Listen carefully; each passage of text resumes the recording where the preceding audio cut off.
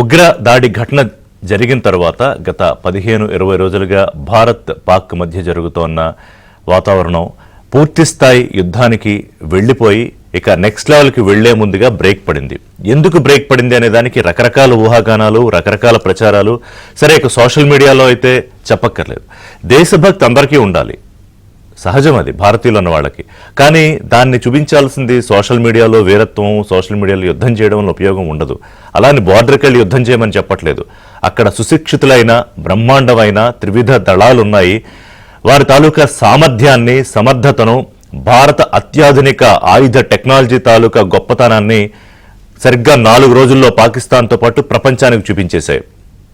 ఇదే నిన్న భారత ప్రధాని మోదీ జాతిని ఉద్దేశించి 8 గంటలకు చేసిన ప్రసంగంలో చాలా స్పష్టంగా చెప్పారు. భారత్ చేసిన ప్రతిదాడులకి పాకిస్తాన్ బిత్తరపోయింది, నివ్వెరపోయింది. గతంలో బీహార్లో చెప్పారు, మీరు ఊహించని స్థాయిలో దాడి ఉంటుంది, ఎక్కడ దాక్కున్నా పట్టుకుని మట్టు పెడతాము అని చెప్పి. సరిగ్గా అదే రీతిలో పాకిస్తాన్ అణు స్థావరాలపైన, పాకిస్తాన్ హార్ట్ అయిన రావల్పిండిలో, అంటే ఎక్కడైతే ప్రధానంగా ఈ ఆర్మీ చీఫ్లు, అనుచరులు వాళ్ళందరూ కూర్చుని మీటింగ్స్ చేస్తారో దాని మీదే క్షిపణులతో దాడులు చేశాం. సరే, వాళ్ళు మన సామాన్య ప్రజలను లేకపోతే బార్డర్లో ఉన్న సైనికులను మన స్థావరాలను లక్ష్యంగా చేసుకుని వందల వేల కొద్ది డ్రోన్లు వదిలిపెట్టారు, పదుల సంఖ్యలో క్షిపణులు వదిలిపెట్టారు. కానీ మన అత్యద్భుతమైన దేశ టెక్నాలజీతో, డిఆర్డిఓ టెక్నాలజీతో తయారైన ఆకాష్ తీర్ లాంటి డ్రోన్, యాంటీ డ్రోన్ టెక్నాలజీతో వాటిని తిప్పికొట్టాం. అలాగే రష్యా నుంచి వచ్చిన S-400తో పాటుగా అనేక అత్యాధునిక టెక్నాలజీతో మన ఎయిర్ డిఫెన్స్ సిస్టమ్ స్థాయి ఏ రకంగా ఉంటుందో చూపించాం. అయితే ప్రధాని నిన్న చేసిన కీలక వ్యాఖ్యల్లో ఆపరేషన్ సింధూర్ తాలూకా గొప్పతనాన్ని చెప్తూ, అది కేవలం ఒక నేమ్ మాత్రమే కాదు, దాన్ని ఒక పేర్లా చూడడానికి వీల్లేదు, కోట్లాది మంది భారతీయుల భావోద్వేగానికి అదొక ప్రతీక, అదొక ప్రతిబింబం అని చెప్పారు. Which is very much true. ఆ రోజు వచ్చి ఇష్టం వచ్చినట్టు దాడులు చేసేసి అడిగితే మోడీకి చెప్పుకోండి అని వెళ్ళిపోయిన వాళ్ళకి మోడీకి చెప్తే ఎలా ఉంటుంది దాని సమాధానం అని చూపించాం.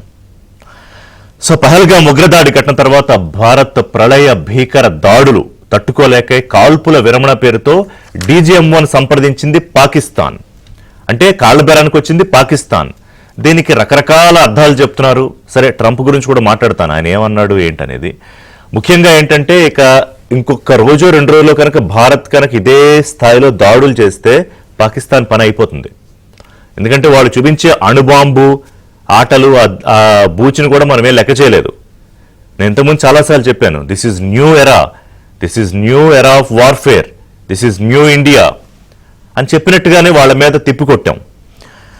సో ఈ స్థాయిలో మట్టి కనిపించాక సరిహద్దుల్లో యుద్ధానికి దిగితే వాళ్ళ గుండెల్లో హార్ట్ బీట్ మీదకి వెళ్ళి మనం కొట్టాం. వాళ్ళకి అర్థమైపోయింది, ఇంకా మన పాఠశాలలు, సామాన్యుల ఇళ్ళు, మన ప్రాణాలు లక్ష్యంగా వాళ్ళు దాడులు చేస్తే వాళ్ళ ఉగ్రస్థావరాలు, ఇన్ఫ్రాస్ట్రక్చర్ మీద చేసిన దాడి తాలూకా నష్టం లెక్క పెట్టుకోవడానికి వాళ్ళకి ఇంకా టైం సరిపోదు.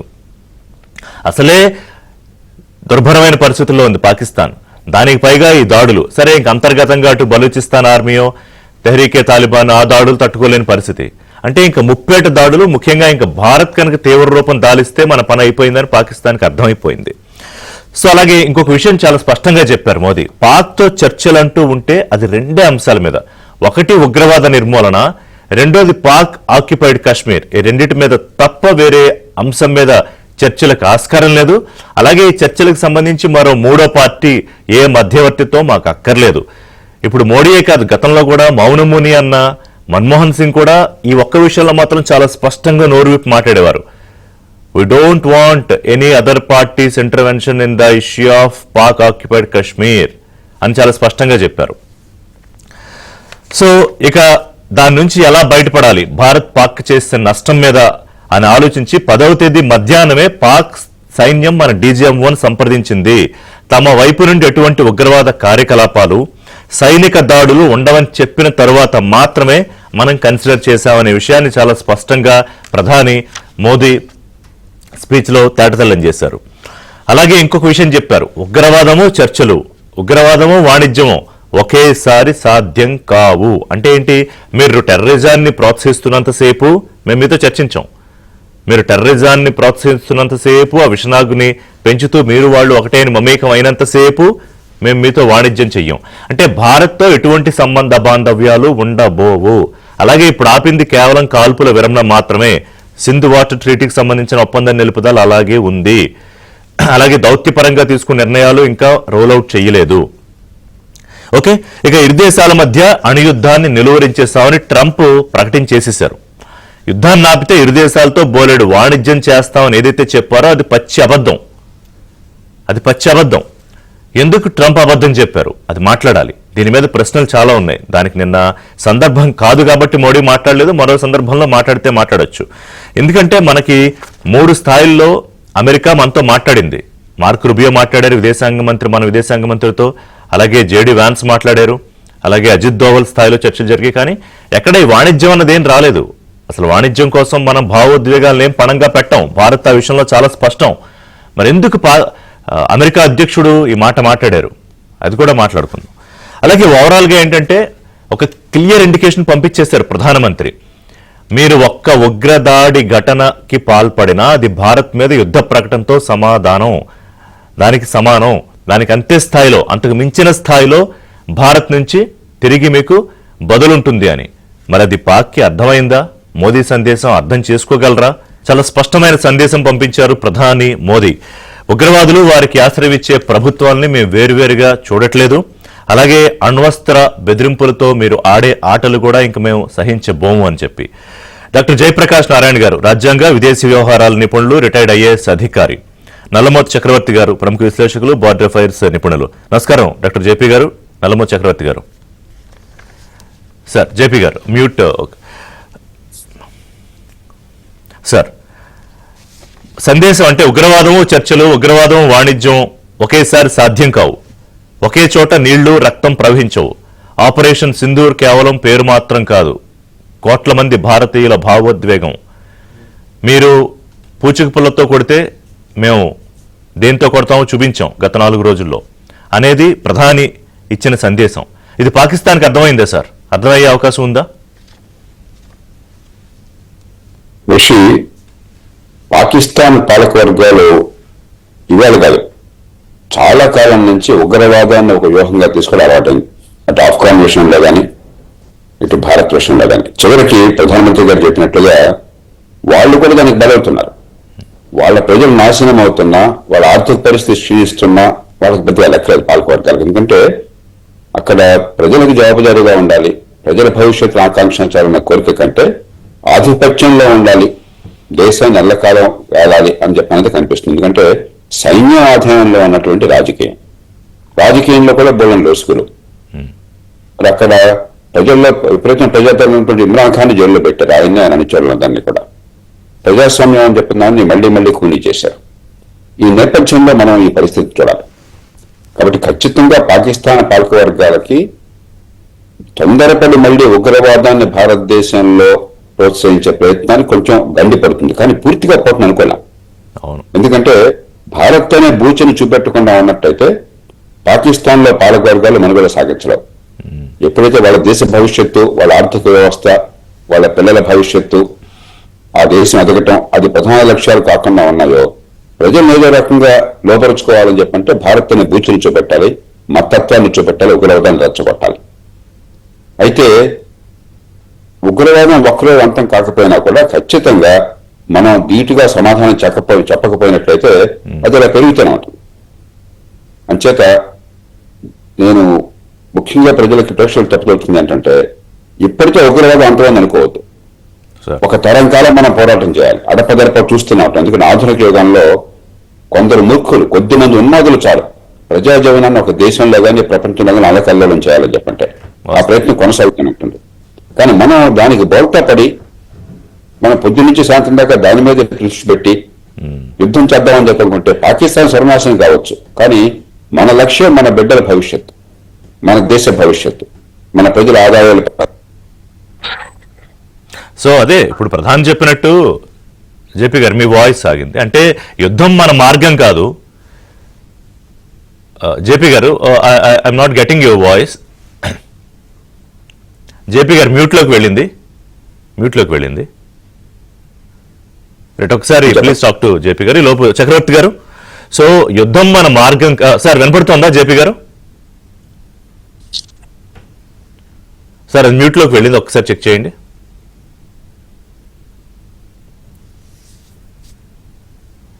రైట్, చక్రవర్తి గారు, యుద్ధం మన మార్గం కాదు, ఓకే, శాంతి కోసమే మనం ప్రయత్నం చేస్తాం, అలా శాంతి కాముకలం. కానీ భారత్ తాలూకా సహనాన్ని పరీక్ష చేస్తే ఎలా ఉంటుందనేది మే 7వ తేదీ నుంచి మే 10వ తేదీ దాకా అన్ని రకాలుగా స్పష్టం చేస్తాం చక్రవర్తి గారు.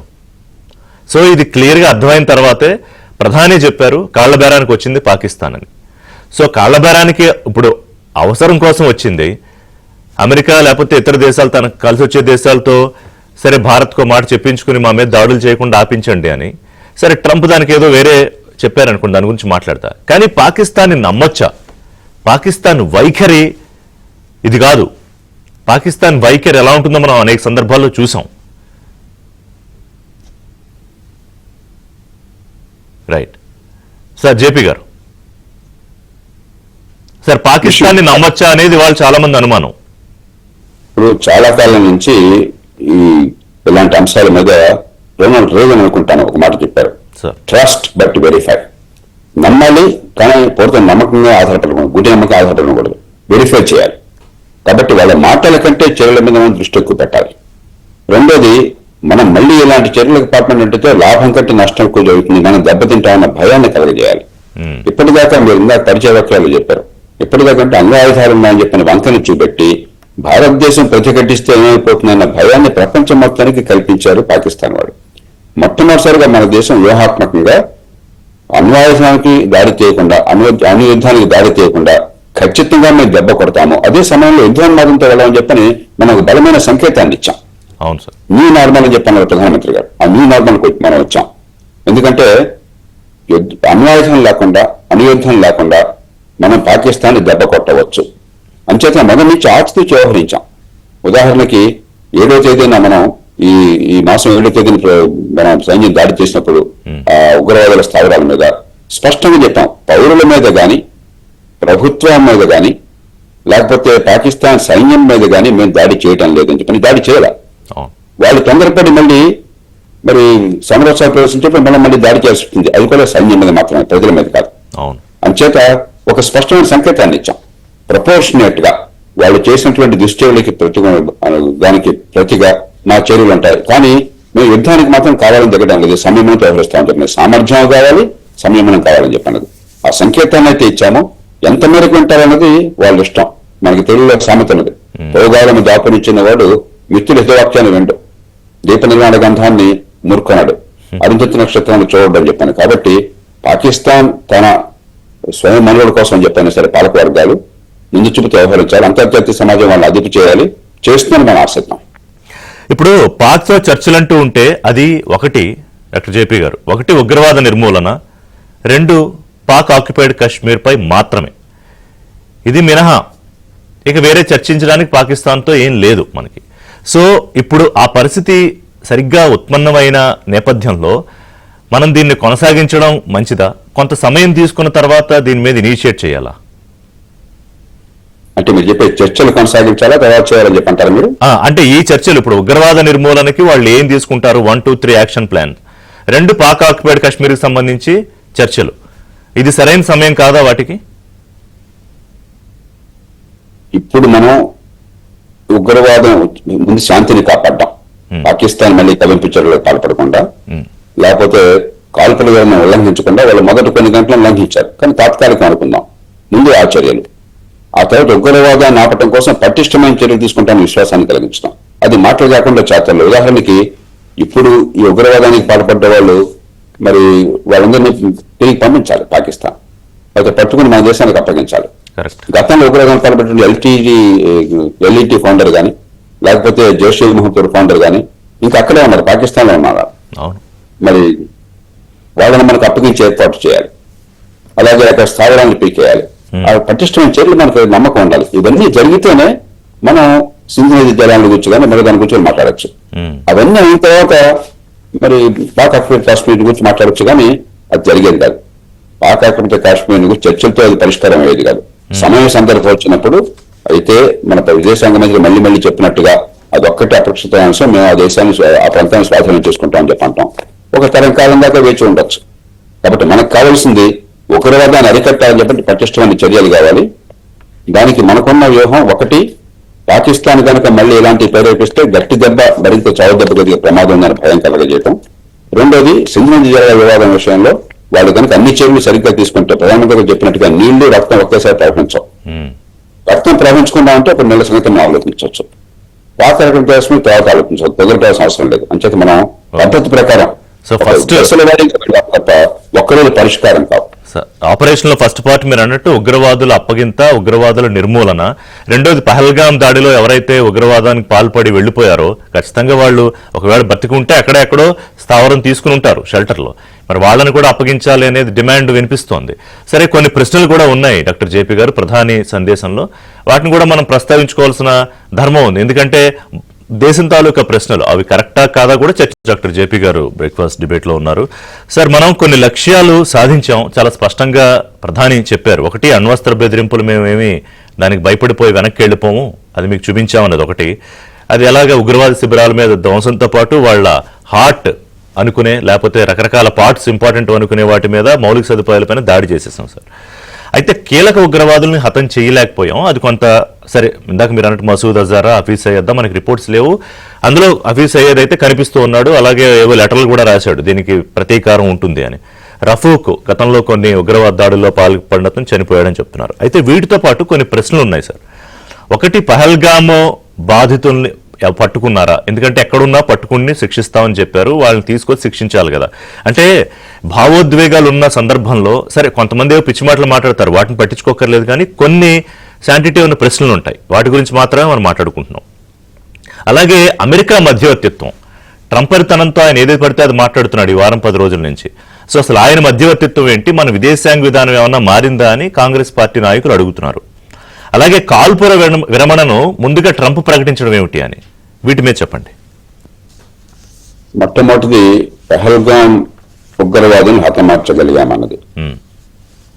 ఋషి ఇదే వాళ్ళు వచ్చి బహిరంగంగా యుద్ధం ప్రకటించి మన మీద దాడి దిగల. అవును, కొంతమంది ఉన్మాదులు మతం ముసుగు కప్పుకుని గుండె నిండా విషాన్ని నింపుకుని మరి అక్కడ మగవాళ్ళని హిందువుల్ని వేలెత్తి చూపెట్టి వేరు చేసి మన దేశంలో మతాల మధ్య మారణ హోమాన్ని సృష్టించడం కోసం కుట్ర పని చేశారు. చేసి మరి ఉగ్రవాదులు పిరికి పందలు కాకపోయినట్టయితే నిరాయుధుల మీద, అమాయకుల మీద దాడి చేయరు. వాళ్ళ తత్వం అనేది వాళ్ళ మనకు కనిపించే వాళ్ళ ఫలంతోటున్నారని చెప్పని. అమెరికా లాంటి దేశం దారుణమైనటువంటి ఘాతుకానికి 9/11 2001 సెప్టెంబర్ 11వ తేదీన పాల్పడినట్టయితే ఎంతకాలం పెట్టి దోషాంబరాలను చంపడానికి. అవును, కాబట్టి మనం ఇదేదో వాడు వచ్చాడు నేను వెంటనే దాడి చేశాను వాడు చంపేశానని జరగదు. కొన్ని సందర్భాల్లో 10 ఏళ్ళు పడుతుంది, 20 ఏళ్ళు పడుతుంది, 30 ఏళ్ళు పట్టచ్చు. ఎంతకాలం పట్టినా కూడా మేము వాళ్ళని వదలన్న సంకేతాన్ని మనం బలంగా ఇచ్చాం. గతంలో చర్యలు కావచ్చు, ఇప్పుడు మనం చేపట్టిన చర్యలు కావచ్చు. కాబట్టి మన విజయమా వైఫల్యమా అన్న దానికి నిన్న వచ్చిన టెర్రరిస్టులను వారు హతమార్చామా లేదా అన్నది మనకి సంకేతం కారాదు. మనం టెర్రరిజాన్ని తగ్గించడం కోసం, మన మీద దాడులు లేకుండా చేయడం కోసం సరైన వ్యూహాలు అనుసరించామా, సరైన చర్యలు చేపట్టామా, పాకిస్తాన్కు గుణపాఠం చెప్పి భయాన్ని చెప్పామా, అంతర్జాతీయ సమాజాన్ని ఏకం చేశామా, అన్నింటి నుంచి దేశం లోపల సమాజాన్ని ఏకం చేశామా? ఆ విషయంలో ఖచ్చితంగా టెర్రరిజం ఓడిపోయింది. That's very very valid point. అంతర్జాతీయ సమాజాన్ని ఏకం చేశామా అనేది, సమాజాన్ని ఏకం చేశాం. తర్వాత హిందూ ముస్లింలు మధ్య విభేదాన్ని సృష్టించాలనుకుంటే అసదుద్దీన్ ఓవైసీ, ఉమర్ అబ్దుల్లా, తేడా లేకుండా దేశ ప్రజలంతా కూడా రాజకీయ పార్టీలు, మన దేశం ఉప్పు నిప్పుగాని రాజకీయ పార్టీలు ఈ సంఘటన నేపథ్యంలో అంత అద్భుతంగా వ్యవహరించినాయి. జమ్మూ కాశ్మీర్ లో ఎప్పుడు అసలు ఈ టెర్రరిజం దిగిన కారణం ఏమిటంటే ఇక జమ్మూ కాశ్మీర్ ని పూర్తిగా కోల్పోతున్నాము. కాశ్మీర్ ప్రజలు పూర్తిగా భారత్ తో సంతోషంగా కనిపిస్తున్నారు, పెట్టుబడులు పెరుగుతున్నాయి, టూరిస్టులు పెరుగుతున్నారు, ఆర్థిక వ్యవస్థ పెరుగుతోంది. ఎన్నికలు కూడా నిర్వహించుకోగలిగాం. ఆ నేపథ్యంలో ఏదో రకంగా అంతర్జాతీయ ప్రపంచ సమాజం దృష్టిని మళ్ళీ ఆకర్షించాలన్నటువంటి భయంతో, ఒక నిస్పృహతో ఈ పని చేశారు. కొడిగట్టే దిగతం బాగా వెళ్ళినట్టు కనిపిస్తుంది. కాబట్టి ఇక మనకి స్థానం లేదు అక్కడ కాశ్మీర్ లో అన్న నేపథ్యంలో ఆ పని చేశారు. ఆ రకంగా మనం చూడొస్తున్నారంటే కాశ్మీర్ విలీనం ఇప్పటికే జరుగుతున్నది. కాశ్మీర్ ప్రజలు ఎప్పుడు లేనంతగా ఈ టెర్రరిజానికి వ్యతిరేకంగా మరి ఏకోన్ముఖంగా ఏకగ్రీవంగా అక్కడ వ్యతిరేకత చూపెట్టారు. అందులో అందరూ పాల్గొన్నారు. ఎన్నికలు జరిగితే పూర్వం ఇప్పుడు 5-10% ఓట్లు వేసేవాళ్ళు. రెస్పాన్స్ వచ్చింది. 2,30,00,000 మంది గత సంవత్సరంలో అక్కడికి టూరిస్టులు వెళ్ళారు. ఆర్థిక వ్యవస్థ పెరుగుతుంది. కాబట్టి ఒక కాశ్మీరీ కుటుంబానికి నా పిల్లల భవిష్యత్తు బాగుండాలి, నాకు ఆదాయాలు బాగుండాలి. అది ఎప్పుడైతే దాన్ని దెబ్బతీశారో, పాకిస్తాన్ ఎప్పుడైతే అన్ని రకాలుగా పతనం అయిపోయిందో, ఇక పాకిస్తాన్ ఆకర్షణ పోయింది వాళ్ళకి. ఆ నేపథ్యంలో మనకు కావాల్సింది మన దేశ సమగ్రత, కాశ్మీర్ పూర్తి విలీనము, దేశ భవిష్యత్తు ఆర్థికంగా. అది చేస్తే నిజమైన భద్రత దీర్ఘకాలంలో మన ప్రజల ఏకత్వంలోనూ, అందరూ కలిసి ఉండడంలోనూ, దేశం పట్ల విశ్వాసంలోనూ, ఆర్థిక ప్రగతిలోనూ, దానివల్ల వచ్చే సైనిక పాఠంలో ఉంది. కానీ ఇవాళ చేపట్టే దుందుడుకు చర్యల్లో లేదు. రైట్. సో ఇట్స్ నాట్ అదే ఈ ఇన్స్టెంట్ కాఫీ లాగా ఇన్స్టెంట్ యాక్షన్స్ తోటి దీనికి సమస్యకు పూర్తి స్థాయిలో పరిష్కారం రాదు. అదే అర్థం చేసుకోవాలి దేశ ప్రజలు కూడా. ఎస్ చక్రవర్తి మీరు పరిచయ వాక్యాల్లో చెప్పారు, సోషల్ మీడియా పేర్లు ఏదో మనకి వీడియో గేమ్ అనుకుంటారు. అందుకే ఒక ఆర్మీ మాజీ చీఫ్ మన దేశానికి సంబంధించిన ఆయన చెప్పారు, యుద్ధం అంటే సినిమా కాదు బాబు అని. కరెక్ట్. Yes sir. ఇక డొనాల్డ్ ట్రంప్ విషయం వస్తాను సార్. ఒకసారి మన చక్రవర్తి గారు హలో చెప్పి మీ దగ్గరికి వస్తా. జేపీ గారు, చక్రవర్తి గారు నమస్కారం అండి. సార్ నమస్కారం. అదే ఇప్పుడు ఏంటంటే ఆపరేషన్ సింధూర్ ఎంత సక్సెస్ఫుల్ గా మనం నిర్వహించాము, అలాగే ఇది అయిపోలేదు. It's a continuous process. మీరు మళ్ళీ ఏమన్నా తోక జాడిస్తే మా వాళ్ళు సిద్ధంగా ఉన్నారు, వాళ్ళ సామర్థ్యాలు ఆల్రెడీ మీరు రుచి చూశారు అనేది చాలా స్పష్టమైన సందేశం ఇచ్చారు మన ప్రధాని. బట్ నాకేంటంటే వాళ్ళకి అర్థమవుతుందా ఏదో ఎప్పుడు లేకపోతే గతంలో లాగే మళ్ళీ ఆ తోక ఊపుకుంటూ మళ్ళీ వెనక్కి తిరిగి వస్తారా అనేది ఒక అనుమానం. పాకిస్తాన్ లో టెర్రరిజం అనేది మనకి ఇప్పుడు కొత్తగా కాదు, భారతదేశ స్వాతంత్రం వచ్చినప్పటి నుంచి ఉంది. నేను అది పోతుందని కూడా అనుకోవట్లేదు. ఎంత జరిగినా వాళ్ళ స్థావరాలు ధ్వంసం చేసి వాళ్ళ ఆస్తులకు నష్టం చేసి ఇక straight attack warning, final warning లా ఇచ్చినా కూడా మార్పు రాదా? టెర్రరిజం మనం సముద్రంలో నుంచి మిసైల్స్ లాంచ్ చేసి టెర్రరిజం అంతమొందిస్తాం అనుకుంటే అది మరీ ఆశావాహం ఎక్కువైపోయినట్లు. నా అభిప్రాయంలో కాదండి. ఇట్ ఈస్ గెరిల్లా వార్ఫేర్ కాకపోయినా వాళ్ళు హిట్ అండ్ రన్ వచ్చి దాడులు చేసి దేశవ్యాప్తంగా వెళ్ళిపోయినప్పుడు మనం ఇంతకుముందు కూడా మీ కార్యక్రమం చెప్పాను, సాంప్రదాయ యుద్ధాలు, ట్రెడిషనల్ వార్స్ తోటి టెర్రరిజాన్ని మనం అదుపు చేయొచ్చు అనుకోవటం అనేది I don't think is the right thing. Then what's the way out? ఏముంది మరి మార్గం? నా అభిప్రాయంలో దీర్ఘకాలిక ప్రణాళికలు చేసుకోవాలి. దీర్ఘకాలిక ప్రణాళికల్లో భాగంగా విదేశాల్లో ఉన్న టెర్రరిస్టులు మన దేశాల్లో వచ్చి భారత పౌరుల మీద దాడులు చేసి విదేశాల్లోకి వెళ్ళి దాక్కున్న వాళ్ళని మనం వేటాడాలి. 78 సంవత్సరాలుగా ఈ టెర్రరిస్ట్ సమస్య ఉంది. భారతదేశానికి స్వాతంత్రం వచ్చినప్పటి నుంచి, స్వాతంత్రం వచ్చిన సంవత్సరానికే కాశ్మీర్ లో వచ్చిన కొద్ది కాలానికి కాశ్మీర్ లో మెర్సినరీస్ ద్వారా దాడులు జరగటం, మన కొంత ఇవాళ పిఓకే పాకిస్తాన్ ఆక్యుపైడ్ కాశ్మీర్ గా చెప్తున్న ప్రాంతాన్ని కోల్పోవడం జరిగింది. అప్పటి నుంచి మనకి సాగుతూనే ఉంది. భారత ప్రభుత్వం కాస్త బలహీనపడ్డప్పుడల్లా దాడులు చేసేవాళ్ళు. ఈ మధ్య కేంద్ర ప్రభుత్వం కాస్త నిలకడగా ఉంటుంది కాబట్టి కొంత అదుపులో ఉంది. జేపీ గారు అన్నట్లు టెర్రరిజం పాకిస్తాన్ కూడా అతిపెద్ద ప్రాబ్లం. పాకిస్తానే అదుపు చేయలేకపోతుంది టెర్రరిజం ఇవాళ. గత 25 సంవత్సరాల్లో భారతదేశంలో 40-50 వేల మంది, 40 నుంచి 50 వేల మధ్యలో ప్రజలు ప్రాణాలు కోల్పోవడం జరిగింది టెర్రరిజం మూలంగా. పాకిస్తాన్ లో 75 వేల మంది చనిపోయారు. పాకిస్తానే అదుపు చేయలేకపోతుంది. పాకిస్తాన్కి వాళ్ళ భారతదేశం కన్నా ఉన్న అతిపెద్ద సమస్య టెర్రరిజం. చేయలేకపోతుందంటే చక్రవర్తి గారు వాళ్ళ బిడ్డలకు కూడా అన్నం పెట్టడం మానేసి ఉగ్రవాదులకు పెట్టి పోషిస్తున్నప్పుడు నిన్న ప్రధాని అదే చెప్పారు, ఒక రోజుకు మీరు కూడా అంతమైపోతారు అని చెప్పి. మనం దాన్ని ఇంకొంచెం కూలంకషంగా దాన్ని చూడాలి. చెప్పండి. ఎప్పుడైతే ఆఫ్ఘనిస్తాన్ లో ప్రభుత్వాన్ని కూల్చడానికి, నేను మాట్లాడేది 3-4 దశాబ్దాల క్రితం, అమెరికా, పాకిస్తాను, ఇతర దేశాలన్నీ కలిసి సోవియట్ యూనియన్ ఏదైతే ఆఫ్ఘాన్ ప్రభుత్వానికి సహాయం చేస్తుందో వీళ్ళందరూ కలిసి పనిచేసిన వాళ్ళు. ఒసామా బిన్ లాదెన్ దగ్గర నుంచి మొదలుపెట్టి పాకిస్తాన్ సైన్యం, పాకిస్తాన్ ప్రభుత్వం, ఈ ముజాహిదీన్లు అందరూ కలిసి సోవియట్ రష్యా మీద యుద్ధం చేశారు. దాని తర్వాత 9/11 జరిగింది. 9/11 జరిగినప్పుడు అమెరికా ఇంతకుముందు ఎవరితోటైతే పనిచేసిందో వాళ్ళకి వ్యతిరేకంగా పోరాటం చేసింది. ఒసామా బిన్ లాదెన్ కానివ్వండి, తాలిబాన్ కానివ్వండి, అల్ ఖైదా కానివ్వండి. సో ఈ రోజు పాకిస్తాన్ లో మొత్తం గందరగోళం, రకరకాల టెర్రరిస్టులు, కొందరు పాకిస్తాన్ ప్రభుత్వంతో పోరాడుతుంటే ఒక పక్క కాశ్మీర్ లో ఉగ్రవాదం, ఈ రకరకాల సమస్యలతో సతమతం అవుతున్నారు ఈరోజు. నా అభిప్రాయంలో సాంప్రదాయ యుద్ధాలు కాదు, ఇజ్రాయలీ తరహాలో ఇతర దేశాల్లో, ఇంతకుముందు నేను ఒక ఉదాహరణ ఇచ్చాను, జర్మనీలో మ్యూనిక్ లో ఒలింపిక్స్ లో 11 మంది ఇజ్రాయలీ ఆటగాళ్ళని ఒలింపిక్స్ ఆటగాళ్ళని పాలస్తీనియన్ ఉగ్రవాదులు చంపితే దే వెంట అరౌండ్ యూరోప్ లో ఉన్న, మిడిల్ ఈస్ట్ లో ఉన్న, ఎక్కడున్న ఒక్కొక్కరిని వేటాడుతూ చంపారు. మొన్న మనం చేసిన దాడిలో పహల్గాం తర్వాత మనం పాకిస్తాన్ మీద తీసుకున్న చర్యలో ఒక ప్రముఖ తీవ్రవాది అబ్దుల్ రౌఫ్ అజర్, మసూద్ అజర్ తమ్ముడు చనిపోవడం జరిగింది. అదొక్కటే మనకు వచ్చిన పెద్ద హిట్ ఏంటంటే అదొక మేజర్ టెర్రరిస్ట్ హిట్. మనం పహల్గాం తర్వాత మనం యుద్ధ భేరీ మోగించిన తర్వాత టెర్రరిస్టులు అందరూ ఒక దగ్గర కూర్చొని మన రాకెట్ వరకు వెయిట్ చేస్తారు అనుకోవడం, దానివల్ల అంటే చక్రవర్తి గారు many questions are coming up again. ఇప్పుడు ఉగ్రవాద స్థావరాలను ధ్వంసం చేస్తే ట్రైనింగ్ క్యాంపులు, యూనివర్సిటీ లాంటి క్యాంపులు ఉంటే సరే మరొక చోట పెట్టుకుంటారు ట్రైనింగ్ క్యాంపులు,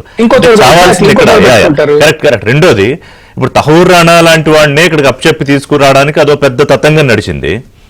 సో మీరు అన్నట్టు ఇంకా దేశ విదేశాల్లో ఎవరైతే ఉగ్రవాదులు ఉన్నారో, ఆ మాటకు వస్తే అసలు పాకిస్తాన్లోనే అంతమంది ఉగ్రవాదులు ఉన్నారు తలదాచుకుంటున్నప్పుడు మరి వాళ్ళని అప్పగించాలి అనే చర్చలు నేను ఇందాక డాక్టర్ జేపీ గారిని అదే అడిగాను. అవునండి, ఈజ్ ఇట్ సార్ తలదాచుకోవటం కాదు, బహిరంగంగా తిరుగుతూ మసూద్ అజర్ మొన్న ఫ్యూనరల్ కి వెళ్తే ఇతర పాకిస్తానీ జనరల్స్ అందరూ వెళ్ళారు. సయ్యద్ సలావుద్దీన్, హఫీజ్ సయీద్, ఇక్బాల్ బత్కల్, వీళ్ళందరూ ఏది మన ఢిల్లీ బాంబుల్లో, ముంబై బాంబుల్లో, దాని తర్వాత ఇంతకు ముందు కాశ్మీర్ లో ఎన్నికలప్పుడు మనకు జరిగిన బాంబులు అన్నింటిలో పాల్గొన్న వాళ్ళు, అంటే పాల్గొన్న వాళ్ళు కాదు కానీ దే ఆర్ మాస్టర్ మైండ్స్, వెనక ఉండి కుట్ర చేసి దాని ప్లానింగ్ ఇచ్చి ఎగ్జిక్యూట్ చేసిన వాళ్ళు. వీళ్ళందరూ పాకిస్తాన్ లో బాహాటంగా తిరుగుతున్నారు. సో వాళ్ళని ఏ విధంగా మనం అంతమొందించాలి, దానికి కావాల్సిన కోవర్ట్ ఆపరేషన్స్, దానికి కావాల్సిన అక్కడ నిర్మించాల్సిన స్లీపర్ సెల్స్, చట్టపరంగా కూడా మన దేశంలో చట్టాలు వీ హావ్ టు అప్గ్రేడ్. ఇప్పుడు 78 సంవత్సరాలుగా తీవ్రవాద సమస్యను ఎదుర్కొంటున్నాం. పాకిస్తాన్ లో ఇన్ అబ్సెంట్ ఇప్పుడు మసూద్ అజర్ ఉన్నాడండి, మసూద్ అజర్ కానీ దావుద్ ఇబ్రాహిం కానీ, if you want to prosecute we should be able to prosecute them in absence. వాళ్ళు లేకుండానే వాళ్ళకి శిక్ష వేసి ఆ దేశంలో మన స్లీపర్ సెల్స్ కూడా ఉండాలి. వాళ్ళ పాకిస్తాన్ వాళ్ళు భారతదేశంలో విచ్చలవిడిగా ఎక్కడంటే అక్కడ దాడులు చేస్తున్నారు. Hyderabad, Bengaluru, Bombay, Delhi, you name it, Kashmir మనకు తెలిసిందే. మనకు కూడా అటువంటి శక్తి ఉండాలి. నేను కూడా మనం టెర్రరిజం చేసి అమాయకులు చంపాలనట్లేదు. కనీసం ఆ దేశాల్లో ఉన్న టెర్రరిస్టులను మనం వెళ్ళి, దావుద్ ఇబ్రాహిం ఎన్ని సంవత్సరాలుగా ఉన్నాడు ఇప్పుడు పాకిస్తాన్ లో, మనం ఈ రోజుకి అతన్ని ఏం చేయలేకపోవడం అనేది something we should be ashamed. అంటే యాంటీ టెర్రరిస్ట్ ఫోర్సెస్ బలోపేతం చేస్తూ ఆ గ్రూప్స్ అక్కడ ఉండాల్సిన అవసరం ఉందని మీరు చెప్పింది డాక్టర్ జేపీ గారు. అది తప్ప వేరే మార్గం లేదంటున్నాను. డాక్టర్ జేపీ గారు, ఇందులో ఒక కీలకమైన టేక్అవే ఏంటంటే, ఒకటి వాళ్ళు మళ్ళీ ఏదో దాడి చేస్తే ఇదిగో మా స్థాయి తెలిసింది కదా మీకు, మేము యుద్ధం ఎలా చేస్తామో అని చెప్పడం కాదు. ఆల్రెడీ ఎవరైతే అక్కడ ఉన్నారో, ఇంకా ఎప్పుడు వాళ్ళు భారత్ మీద విషం కక్కుతూ ప్రణాళికలు రచిస్తూ ఉంటారో వాళ్ళని వేటాడి ఎక్కడున్నా పట్టుకుని భారత్ చట్టం ముందు తీసుకొచ్చి నిలబెట్టి, సరే కసబులాగా మీరు అన్నేళ్లు పోషించిన తర్వాత ఉరి శిక్ష వేస్తారా, ఇంకో చర్య తీసుకుంటారా, తర్వాత ఇష్టం, law will take its own course. కానీ మొదట ప్రయత్నం జరగాల అనేది కృషి ఖచ్చితంగా. కానీ మనం ఏంటంటే ఆగ్రహంతో, ఆవేశంతో కాకుండా నింపాదిగా ఆలోచించాలి, దీర్ఘకాలిక వ్యూహంతో ఆలోచించాలి. ఇందాక చక్రవర్తి గారు చెప్పారు, నేను చెప్పాను, అమెరికా లాంటి దేశం, అంత బలమైన దేశం 2001లో దాడి జరిగితే, భయంకరమైన దాడి జరిగితే 9/11లో, మరి అంత కోపంతో స్పందించి ఆఫ్ఘనిస్తాన్ మీద యుద్ధం చేశారు, ఆఫ్ఘనిస్తాన్ ఆక్యుపై చేసుకున్నారు. కానీ దానివల్ల ఫలితాలు రాలా, చివరికి అమెరికా నష్టపోయింది, మళ్ళీ తాలిబాన్ తిరిగి వచ్చింది, ఆఫ్ఘన్ ప్రజలు నష్టపోయినారు. అంచేత యుద్ధోన్మాదం కాకుండా పాకిస్తాన్ మీద దాడి చేయడం ఏంటంటే ప్రతీకార చర్యగానో లేకపోతే మన యుద్ధంతో తాగిపోతున్నా కాదు, పాకిస్తాన్ ఒక దేశంగా, ఒక రాజ్యంగా రేపొద్దున మీరు చాలా దెబ్బతింటారన్న సంకేతాన్ని అక్కడ రాజకీయ వ్యవస్థకి, సమాజానికి, సైన్యానికి అందజేయటం. కాబట్టి ఈ పిచ్చి కొంతైనా బయటపడతారని చెప్పాను, అంతేగాని ఇంత టెర్రరిజం కాదు. కాబట్టి ఒకటి, ఖచ్చితంగా టెర్రరిస్టుల్ని ఏరి పట్టుకోవాలి, శిక్షించాలి. 2, మరింత బలమైన నిఘా, మరింత భద్రత, నిరంతర జాగ్రత్తలు ఉండాలి. ఎందుకంటే మనం ఎంత పని చేసినా కూడా ఒక్క ఉన్మాది చాలు. ఈ మధ్యకాలంలో కొన్ని దేశాల్లో చూస్తున్నాం, ఏదో ఒక్క ఉన్మాది డ్రైవింగ్ వీల్ దగ్గరికి వచ్చి ఒక కారును ఉపయోగించి అక్కడైనా 10 మంది సమరం చేసుకుంటుంటే వాళ్ళ మీద నడిపిస్తే ట్రైన్ పోతున్నారు. కాబట్టి టెర్రరిజం ఒక్క రూపంలో తుపాకులతోనే ఉండక్కర్లా, కారుతో ఉండొచ్చు. 9/11 ఏం చేశారు, విమానాన్ని అప్పటిదాకా ఉపయోగించి భవనాలు కూలుస్తారు అనుకున్నామా, అది చేశారు. ఏ రకంగానే చేయొచ్చు. కాబట్టి మనం దీర్ఘకాలంగా ఆలోచించాలి. శిక్షించడమే కాకుండా రిక్రూట్మెంట్ ఆపే ప్రయత్నం కావాలి. ఇక ముందు ఇస్లాం సమాజంలో 199 మంది శాంతికాములు వాళ్ళ జీవితాన్ని గడపాలని కోరుకుంటున్నారు, ప్రతి కుటుంబంలాగా ప్రతి మతంలో లాగా. కానీ కొంతమంది దుర్మార్గులు, ఉన్మాదులు మతం ముసుగు కప్పుకుని ఇతరులను ప్రేరేపించి ఈ ఉచ్చులకు దింపుతున్నారు. కాబట్టి ఆ రిక్రూట్మెంట్ ఆపాలి. అన్నిటికంటే ముఖ్యం కాశ్మీర్ ప్రజలు కావచ్చు, మరో ప్రజలు, దేశ ప్రజలు కావచ్చు, ఏ ప్రాంతంలో ఏ భాష అయినా, ఏ కులమైనా, ఏ మతమైనా కూడా ఈ దేశంతోనే మన భవిష్యత్తు అన్నటువంటి విశ్వాసాన్ని కలిగించి ఆర్థికంగా పెంచాలి. పూర్తిగా జాతిని ఏకం చేయగలగాలి. చివరికి ఆర్థిక పాఠమేమో, దాని నుంచి వచ్చే సైనిక పాఠమేమో మన దేశ ఐక్యత. ఇవి మనకి శ్రీరామ రక్ష. ఈ మధ్యలో కొన్ని సందర్భాలు వస్తుంటాయి, పోతుంటాయి. మనం ఖచ్చితంగా ఆచితూ స్పందించాలి, సందర్భాన్ని బట్టి తీవ్రంగా స్పందించాలి. కానీ ఆయుధాలు మాత్రమే పరిష్కారం కాదు. మన దేశాన్ని కాపాడుకోవాలంటే, దేశ భద్రత పెరగాలంటే దేశం పట్టుత్వం పెరగాలి, దేశ ఆర్థిక శక్తి పెరగాలి, దేశ సైనిక పాఠం పెరగాలి, దేశంలో ఐక్యత పెరగాలి, దేశంలో టెర్రరిస్టుల ఉత్పత్తి కాకుండా, రిక్రూట్మెంట్ లేకుండా ఆపాలించేత బహుముఖ వ్యూహం కావాలి. ఆ ప్రయత్నాలు మన దేశంలో ప్రభుత్వాలు చేస్తున్నాయి. కాబట్టి మనం పార్టీలకు అతీతంగా ఆ ప్రయత్నాలు పోతున్న వాడు కానీ వెంటనే ఇప్పుడు తుపాకీ పెట్టి వాడిని కాల్చిపారే, వీడిని చంపారే అని చెప్పంటే జరిగే పని కాదు. సార్ చక్రవర్తి గారు, ఇప్పుడు మనం డీల్ చేసేది పాకిస్తాన్తో. ఇప్పుడు నిన్న డీజీఎంఓ చర్చలు జరిగిన తర్వాత కీలకమైన 2 అండర్స్టాండింగ్స్. ఒకటి సరిహద్దు సైన్యం దగ్గర తక్షణ కుదింపు ఇరువైపులా, అలాగే కవింపు చర్యలు, కాల్పుల ఘటనలు ఉండకూడదనేది. ఇది బేసిక్ అండర్స్టాండింగ్. కానీ సీజ్ ఫైర్ అని మొన్న వచ్చిన తర్వాత వెంటనే 2 గంటల్లోనే మళ్ళీ దాడులు. సరే, ప్రధాని స్పందన తర్వాత నిన్నటికి నిన్న ప్రధాని స్పందన తర్వాత మళ్ళీ పంజాబ్ జలంధర్లో నిఘా డ్రోన్లను మన బలగాలు కూల్చేశాయి. సాంబా డిస్ట్రిక్ట్ లో పాక్ డ్రోన్లు కనిపించాయి. అంటే what is the meaning or what is the value of the stocks? Chakravarthy గారు, I want both of you to respond on this. ముందు చక్రవర్తి గారు. మొదటిది, మనం యుద్ధం పాకిస్తాన్ తో చేస్తున్నప్పటికీ అక్కడ ముఖ్యమైన పాత్ర పోషించేది చైనా. చైనాకి, పాకిస్తాన్ కి చైనా అండ ఉంది, అన్కండిషనల్ గా వాళ్ళు సహాయం చేస్తున్నారు. సో డిప్లొమాటికల్లీ మనం పాకిస్తాన్ ని ఎదుర్కొనేటప్పుడు ఆలోచించాల్సింది చైనా యాంగిల్ అనేది చాలా ముఖ్యం. రెండోది, డొనాల్డ్ ట్రంప్ ప్రేలాపనలు చేసేది తక్కువ, అతను ప్రేలాపనలు ఎక్కువ. సో చర్చలు జరపడంలో పాత్ర పోషించింది అమెరికా, సంతోషం. అవి ప్రైవేట్ చర్చలు, దీస్ ఆర్ నాట్ అఫీషియల్. ఎందుకంటే ఇండియా పాకిస్తాన్ ఎప్పుడు కూడా బైలాటరల్ డిస్కషన్స్ వైపే మొగ్గు చూపాయి. And that he's always been agreement. Shimla agreement తర్వాత కూడా నేరుగా చర్చలు జరిపేదే అనేది అఫీషియల్ గా, అధికారికంగా. అనధికారికంగా బిహైండ్ ద స్క్రీన్స్ చాలా జరుగుతాయి. చాలా దేశాలు ఫోన్లు చేస్తుంటాయి, నాయకులతో మాట్లాడుతుంటాయి. అమెరికా ఉన్న వాటిని ఇప్పుడు సూపర్ పవర్ కాబట్టి వాళ్ళు ఇన్వాల్వ్ కావడం ఆహ్వానించదగ్గ విషయం. కానీ అదెక్కడ కూడా మాట్లాడగానే తెల్లారే ట్వీట్లు కొట్టి ఏమంటే క్రెడిట్ తీసుకునే ప్రయత్నం పెట్టి క్రెడిట్ తీసుకున్నా కూడా పర్వాలేదు చక్రవర్తి గారు. కానీ ఆయన మాట్లాడిన విధానం, ఇరు దేశాల మధ్య అణుయుద్ధాన్ని నిలువరించాం, యుద్ధాన్ని ఆపితే ఇరు దేశాలతో బోలెడు వాణిజ్యం చేస్తామని చెప్పాం. సో 2 దేశాల మధ్య ఉద్రిక్తతల నివారణకు బహుశా ఎవరు నా మాదిరిగా వ్యాపారాన్ని వాడుకోలేదు. ఇది ఆయన మాట్లాడే మాటలు. వెరీ ఇమ్మెచ్యూర్, చాలా ఇమ్మెచ్యూర్. రెండవది, if China is behind Pakistan కి అన్కండిషనల్ గా మేము సపోర్ట్ చేస్తామని మనతో చర్చలు, మన దౌత్యపరమైన చర్చలు అయిపోయిన తర్వాత 2 గంటలకి మళ్ళీ వాళ్ళు పాకిస్తాన్ కి చాలా అన్కండిషనల్ గా సపోర్ట్ చేస్తామని మాట్లాడటం జరిగింది.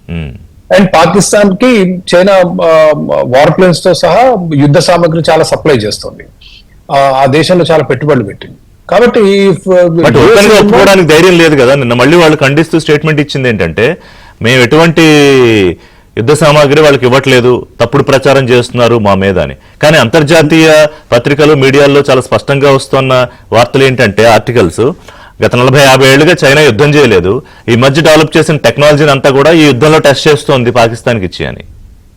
అవునండి. సో ఇది నా వ్యక్తిగత అభిప్రాయం, దీనికి ఆధారాలు చూపలేదు. కానీ అమెరికా మధ్యలో చేరి నేను నిర్ణయిస్తున్నాను, వీళ్ళెవరు యుద్ధం, నేను చర్చలు చెప్తున్నానంటే ఆబ్వియస్లీ ఇట్ విల్ అఫెక్ట్ చైనాకి, it will be a problem. ఎందుకంటే చైనా ప్రమేయం లేకుండా పాకిస్తాన్ సొంత నిర్ణయాలు తీసుకుంటే ఇబ్బంది ఉంటుంది. సో ఐఎమ్ సేయింగ్, ట్రంప్ మరి సహాయం చేస్తున్నాడా, నష్టం చేస్తున్నాడా in the end I do not know. So మీరు అన్నది ఏంటంటే, సీజ్ ఫైర్ ఒప్పందం జరిగిన తర్వాత, ఇది అన్అఫీషియల్ గా అనధికారిక ఒప్పందం అమెరికా ప్రమేయంతో జరిగిన తర్వాత, there are still violations, it could be. Even Misri వచ్చారు, బయటకు వచ్చి ఆయన మీడియాతో మాట్లాడి క్లుప్తంగా చెప్పారు, యాజ్ ఆఫ్ నౌ ఒక అండర్స్టాండింగ్ సీజ్ ఫైర్ కోసం అని చెప్పి. ఆ తర్వాత వెంటనే మళ్ళీ జరిగాయి కదా దాడులు అంటున్నా. అదే నన్ను కారణం కొందరు అన్నది ఏంటంటే, పాకిస్తాన్ లో ప్రభుత్వానికి మిలిటరీకి మధ్య దే ఆర్ నాట్ కోఆర్డినేటెడ్, అనుసంధానం లేక కొంత ఇది జరుగుతుంది అనేది ఒక వాదన. నేను పాకిస్తాన్ లో సివిలియన్ గవర్నమెంట్ కి అసలు ఎటువంటి శక్తి ఉందని నేను నమ్మను. ఇది పాకిస్తాన్ ప్రధానమంత్రి కానీ ఇతరులు కానీ. పాకిస్తాన్ లో military makes all the decisions. నేను చెప్పేది ఏంటంటే it could be because they are trying to please China. It could after that 30 hours నిన్న ప్రధానమంత్రి మాట్లాడాక మళ్ళీ మనం ఇప్పుడు విజువల్స్ చూస్తున్నాం కదా, సాంబా సెక్టర్ లో పాక్ డ్రోన్స్ అవి ఎందుకు వచ్చాయి? అవును, ప్రధానమంత్రి గారు మీరు ప్రసంగం వింటే మేము పాకిస్తాన్ ముప్పు తిప్పలు పెట్టాం, పాకిస్తాన్ లో దాడులు చేసాం, పాకిస్తాన్ ని మట్టి గరిపించాం, పాకిస్తాన్ ఇది చేసాం అది చేసాం. ఇవాళ ప్రజలు మోడీ గారు ఇచ్చిన ప్రసంగాలు రెండు గనక చూస్తే, మొదటి ప్రసంగం చూసిన అసలు ప్రజలు మన పిఓకే మనకు వచ్చేస్తుంది, కరాచీని మొత్తం చేసేసాం, ఇస్లామాబాద్ లెవెల్ అయిపోయింది, పాకిస్తాన్ మిలిటరీ అయిపోయింది, న్యూక్లియర్ ఫెసిలిటీస్ మీద కూడా బాంబులు వేసి ఈ లెవెల్లో ఉంది ప్రజల ఆశ. So the moment they said ceasefire kanagane, everybody was disappointed. Everybody, because you have elevated the expectation so much. ఎంత తారస్థాయికి తీసుకెళ్లారు ప్రజల ఎమోషన్స్ ని మన నాయకులు అంటే ప్రజలకు అంత అభిమానం, చెప్పిన నమ్ముతారు, నమ్మినారు కాబట్టి బ్రహ్మాండం బద్దలైపోతుంది. ఇందిరాగాంధీ బంగ్లాదేశ్ ని ఏ విధంగా అయితే సృష్టించారో మోడీ గారు మనకు పిఓకే వెనక్కి తీసుకొస్తారు. పిఓకే వెనక్కి తీసుకొచ్చి అక్కడ బలూచ్ వాళ్ళకి బలూచిస్తాన్ ఇచ్చేస్తారు, పాకిస్తాన్ నుంచి బలూచిస్తాన్ ఇచ్చారు, పాకిస్తాన్ ఈ తరహా ఊహాగానంలో ఉన్నారు. So and I found Modi గారి స్పీచ్ ఇస్ నాట్ రికన్సిలియేషన్ కాదు. ఏది సరే గొడవలు అయిపోయాయి, బాంబులు వేసుకున్నాం, ఇంకా ప్రాణ నష్టం జరిగింది, కొంత టెర్రరిస్టుల మీద దాడులు చేసాం, భవిష్యత్తులో అందరూ జాగ్రత్తగా ఉండాలని అదొక పద్ధతిలో ఉండేది. లేదు మేము పాకిస్తాన్ ని మట్టి గరిపించాం, వాళ్ళు ఎయిర్ బేస్ మీద దాడి చేసాం, టెర్రరిస్టులు ఇది చేసాం. So there has to be some reaction from Pakistan side, but it was a very strong reaction. ఏం కాదు అది స్ట్రాంగ్ రియాక్షన్ కాదు. స్ట్రాంగ్ అయితే మళ్ళీ నేను రాత్రి నుంచి మన వైపు నుంచి కూడా వెళ్ళేది. ఏంటంటే మోడీ గారి స్పీచ్ కి అది రెస్పాన్స్ అయి ఉండొచ్చు అంటే ఏదో పిల్లలు దీపావళి టపాకాయలు పేల్చుకున్నట్టు అనుకోవాలి. సో జేపీ గారు, ఇప్పుడు ఉగ్రవాదం అంతం చేయకుంటే పాక్ అంతం అనేది చాలా స్పష్టంగా మనం ఇస్తున్న ఒక సందేశం. అయితే ఈ మధ్యలో ఈ విదేశీ వ్యవహారాలకు సంబంధించి అంటే మన దేశ సార్వభౌమాధికారాన్ని ఎలా కాపాడుకోవాలో మనకు తెలుసు. 140 కోట్ల మంది ప్రజలు ప్రధానికి ఆ మేర స్వేచ్ఛనిచ్చారు, వారు సైనిక దళాలకు స్వేచ్ఛనిచ్చారు. సో ఇప్పుడు ట్రంప్ చేసిన కామెంట్స్ మీద మొత్తం చర్చ జరగడం ఏంటంటే, అసలు ట్రంప్ ఏమన్నారు, ఇరు దేశాల మధ్య అణుయుద్ధాన్ని నిలువరించేసాం. సరే అక్కడ దాకా పోనీ ఏదో ఆయన క్రెడిట్ గేమ్ ఆడారంటే అనుకుందాం. కానీ ఎక్కడ ప్రాబ్లం వచ్చిందంటే, వ్యాపారం కోసం మనం వెనక్కి తగ్గినట్టు ఆయన మాటల్లో అర్థం వచ్చింది. బ్రహ్మాండమైన వాణిజ్యం చేస్తాం మీతోటి, ఇమ్మీడియట్ గా మీరు సీజ్ ఫైర్ చేసేస్తాను, యుద్ధాన్ని ఆపుతాను అని చెప్పి. మరి అది అబద్ధమే కదా ఆయన చెప్పింది ట్రంప్. డొనాల్డ్ ట్రంప్ మాటల్ని అమెరికా అధ్యక్షుడు కాబట్టి మనం పట్టించుకున్నాం తప్ప ఒక వ్యక్తిగా ఆయన మాటలు మనం అసలు పట్టించుకోనక్కర్లేదు. ఎందుకంటే ఆయన మాటలకు అది ఇప్పుడు ఫిల్టర్ లేదు, నోటికి ఏదేస్తే మాట్లాడతాడు. ఉదాహరణకి కొన్ని వందల ఏళ్ళుగా భారత్ పాకిస్తాన్ మధ్య యుద్ధం సాగుతుందన్నట్టు ఏం మాట్లాడుతున్నాడు ఆయన? చరిత్ర తెలుసా ఆయనకి? అసలు పాకిస్తాన్ అనే పదం ఎప్పుడు వచ్చింది? అసలు పాకిస్తాన్ దేశం ఎప్పుడు వచ్చింది? అంచేత తీవ్రంగా స్పందించక్కర్లా. అమెరికా ఇంకా చాలా కాలం పాటు మనకి ఇష్టం లేకపోయినా ప్రపంచంలో అత్యంత కీలకమైన దేశం అన్ని రకాలుగా. కాబట్టి రెండు అణువాయుధాలైనటువంటి 2 దేశాల మధ్య, 2 పెద్ద దేశాల మధ్య పోరాటం జరుగుతుంటే ప్రపంచం అంతా ఉత్కంఠభరితం అవుతుంది. వాళ్ళకి మన గొడవలు అనవసరం, మన ఇబ్బందులు వాళ్ళకి అనవసరం. వాళ్ళందరికీ దీనివల్ల ట్రంప్ నాన్ సీరియస్ చెప్పి గారు. కానీ ఆయన అన్న మాటల్ని అంతర్జాతీయ సమాజం, అంతర్జాతీయ మీడియా అంతా ఎస్టాబ్లిష్ చేసి ఎక్స్పోజ్ చేసి రాస్తోంది కదా, హైలైట్ చేసి. హైలైట్ చేయండి తప్పదు. అమెరికా అధ్యక్షుడు మాట్లాడితే హైలైట్ చేయకుండా ఎట్లా ఉంటాం తప్పదు. అందుకే అంటున్నాం కాశ్మీర్ అంతర్జాతీయ అంశం అయిపోయిందని కదా చర్చ.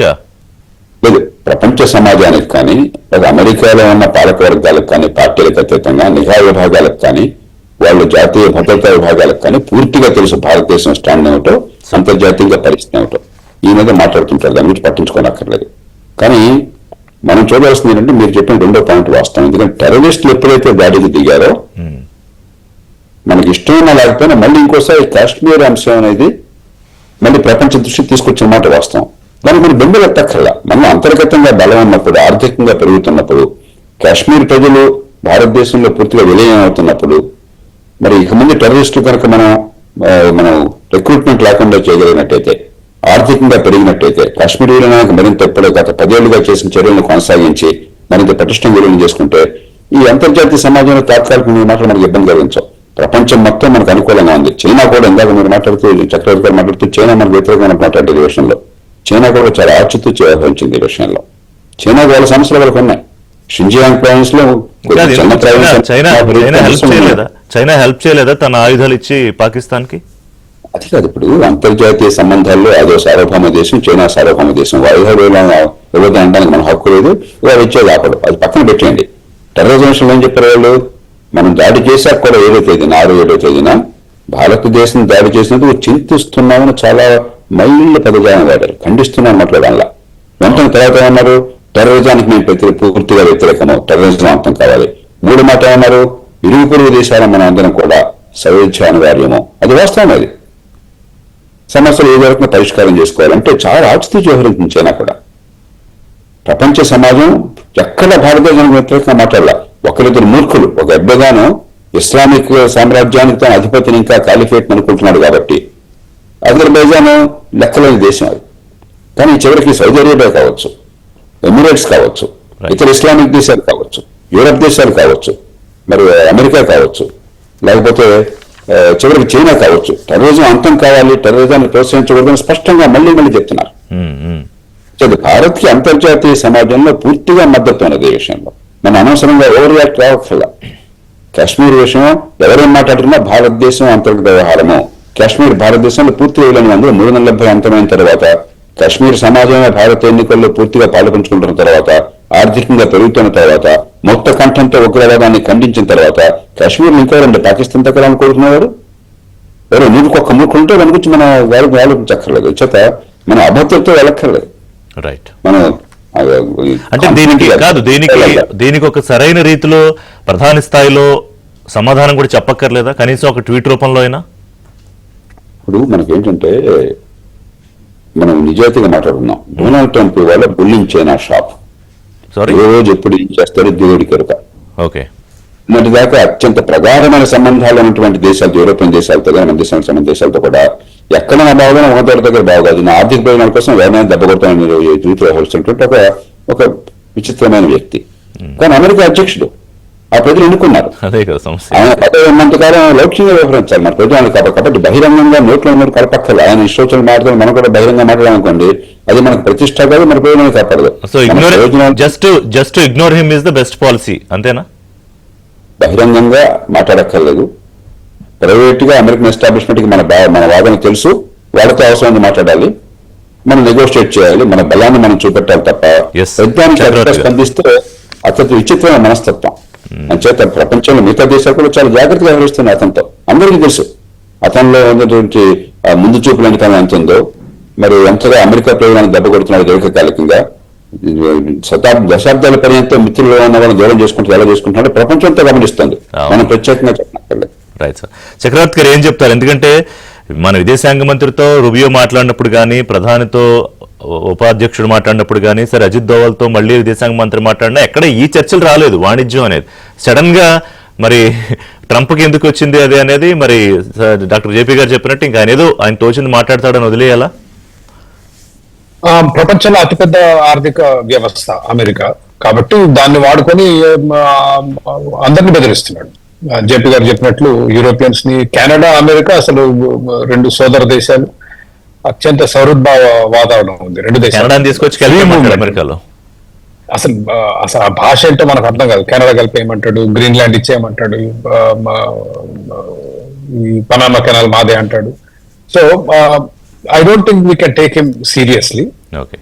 But more than that, నా అభిప్రాయంలో చెప్పక్కర్లేదా అట్లీస్ట్ కశ్మీర్ విషయంలో బాబు వదిలేసే ఈ విషయంలో? అంటే సార్ అన్నట్టుగా డాక్టర్ జేపీ గారు అన్నట్టు బహిరంగంగా అక్కర్లేదు, బహుశా ఏదో టాక్స్ లో ఉన్నా ఇంకా ఆయన ఈ విషయం గురించి మాట్లాడకుండా అన్నా మనం ఏదో చర్యలు తీసుకోవాల్సిన అవసరం లేదా?